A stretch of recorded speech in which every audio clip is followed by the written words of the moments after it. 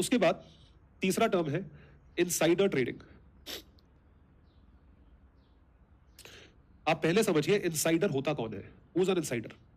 Insider एक अंदर का आदमी होता है जो मुखबिर बन जाता है। मुखबिर समझते हो?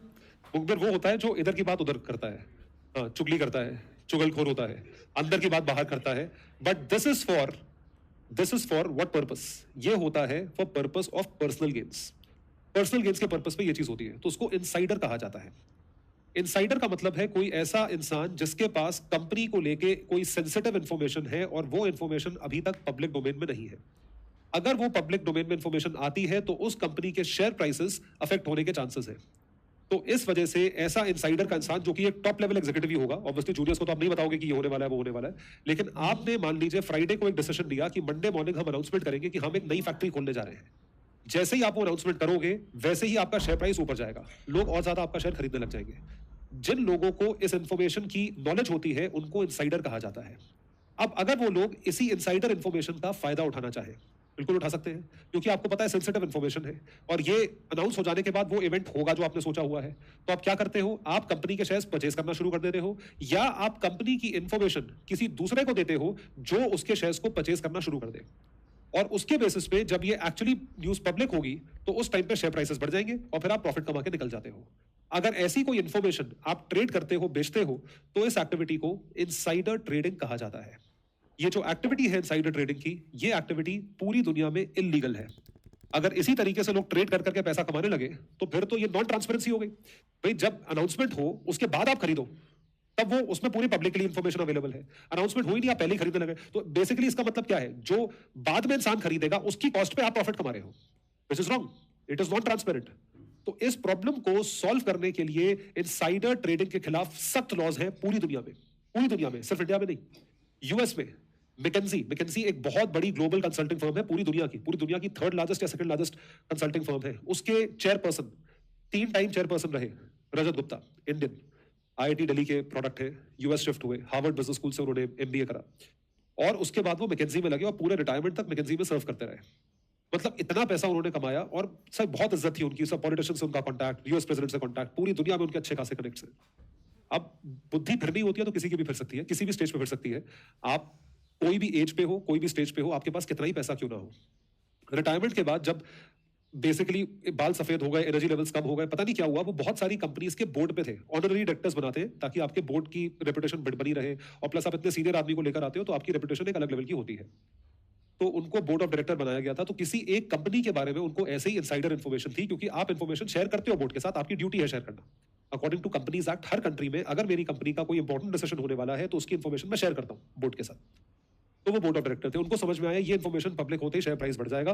उन्होंने अपने एक दोस्त को वो इन्फॉर्मेशन ट्रेड करी, so he traded that information for millions of dollars, और उस इन्फॉर्मेशन की वजह से जिसके साथ ट्रेड करी थी, ही earned hundreds of millions of dollars. पकड़ेगा 1 मिनट में, 1 सेकंड में पता चल जाता है। अब एक बात सोच के देखो, अगर आज एकदम से मेरे $10 मिलियन के शेयर बिक जाए तो मुझे डाउट होगा ना कि आज इन्फॉर्मेशन कल आने वाली है, आज शेयर बिक गए, तो इसका मतलब कुछ तो गदाल में काला है, there is something which is problematic. और 1 मिनट में पकड़ा जाता है, इतनी ट्रांसपेरेंसी है, इसने शेयर्स खरीदे, इसके कॉन्टैक्ट में ये सब आते हैं, इसके पास इन्फॉर्मेशन कहां से आई होगी, इन 10 लोगों को ही पता था, यहां से इन्फॉर्मेशन गई होगी, तो पूरा रूट बैक करके वहां के जो इंटेलिजेंस एजेंसीज हैं, जो वहां का एफबीआई है, उसने पकड़ लिया, उनको कोर्ट में खड़ा करा और उनको सजा मिली 100 साल की। एक 70 साल के आदमी को सजा मिली 100 साल की। 100 साल की सजा कैसे मिलती है, यूएस में कैसे सजा मिलती है कि आपके जितने चार्जेस होते हैं उन चार्जेस को ऐड कर दिया जाता है। इस चार्ज की 10 साल, इस चार्ज की 5 साल, तो 10 + 5 + ये + वो करते करते 100 साल की सजा हो जाती है। अगर किसी ने 10 चोरियां करी है और एक चोरी की सजा 5 साल है तो 50 साल जेल में काटेगा वो। तो इस तरीके से वहां पे सजा मिलती है। तो that is how strict insider trading laws are across the world. India में कोई पकड़ा जाता नहीं है, क्योंकि इंडिया में इनसाइडर ट्रेडिंग अब होती होगी, मुझे पता नहीं किस लेवल की होती है, बहुत बड़े स्तर पे नहीं होती होगी कि कोई पकड़ा जाए, लेकिन आई एम प्रीटी श्योर कोई ना कोई तो डेफिनेटली करता होगा। तो इनसाइडर ट्रेडिंग के खिलाफ बहुत सख्त जो है एक्शन लेने का पूरा राइट है सभी को। आपको बैन भी करा जा सकता है।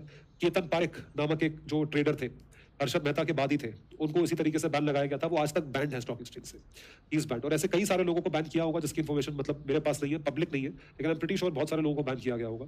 तो स्टॉक एक्सचेंज में ट्रांसपेरेंटली और फेयरली पैसा कमाना बहुत मुश्किल काम है। अगर आप में से कोई भी ऑनलाइन वाले स्टूडेंट्स भी जो सुन रहे हैं, अगर आप में से कोई भी whoever wants to earn money on stock exchange, do not go by unnecessary tips which are given by influencers, finfluencers and people who claim themselves to have all the information. किसी के पास कोई information नहीं है. ये finfluencers जिनको tip देते हैं, इन्हीं के ऊपर से भी फाइन लगा देता है. ठीक है, तो ये क्या टिप देंगे, इनकी क्या औकात है टिप देने की?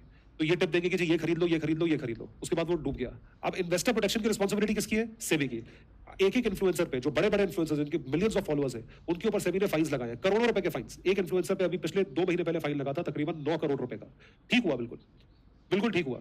आप कौन होते हो बताने वाले कि शेयर बढ़ेगा? आप अपनी इंफॉर्मेशन दीजिए. आप ये नहीं बोल सकते ये खरीद लो.